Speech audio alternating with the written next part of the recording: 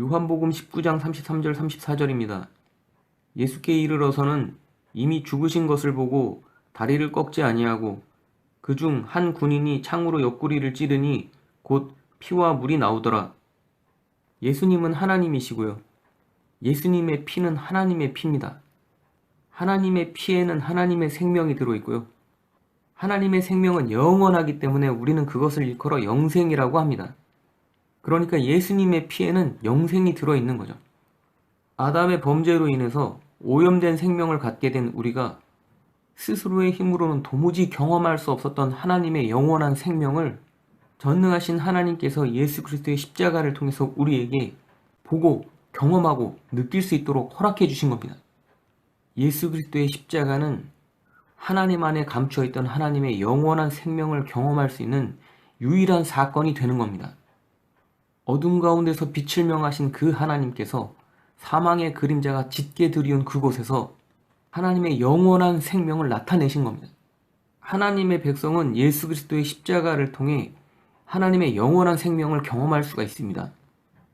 요한복음 6장 54절 55절입니다. 내 살을 먹고 내 피를 마시는 자는 영생을 가졌고 마지막 날에 내가 그를 다시 살리리니 내 살은 참된 양식이요 내 피는 참된 음료로다. 우리가 삶 속에서 예수님의 살을 먹고 예수님의 피를 마시는 방법은 여러 가지가 있겠습니다만 예수님의 십자가를 진지하게 묵상하는 것도 예수님의 살을 먹고 예수님의 피를 마시는 한 가지 방법이 됩니다. 좀 전에도 말씀드렸지만 예수님의 피는 하나님의 피고 하나님의 피에는 하나님의 생명 곧 영생이 들어있기 때문에 예수님의 피를 마시는 자는 하나님의 영생을 마시는 겁니다.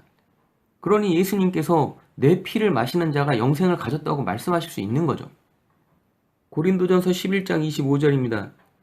식후에 또한 그와 같이 잔을 가지시고 이르시되 이 잔은 내 피로 세운 새 언약이니 이것을 행하여 마실 때마다 나를 기념하라 하셨으니 예수님께서 십자가에서 자기 몸으로 드리신 제사는 영원한 제사이기 때문에 더 이상 그와 같은 제사를 다시 드릴 일이 없지만 그 예수님의 십자가가 날마다 나에게 하나님의 영원한 생명을 경험할 수 있는 분명한 사건으로 다가오는 것은 내가 의지를 가지고 그 예수님의 십자가를 기억하고 생각할 때이기 때문이에요. 그래서 예수님께서는 나를 기념하라고 말씀하신 겁니다.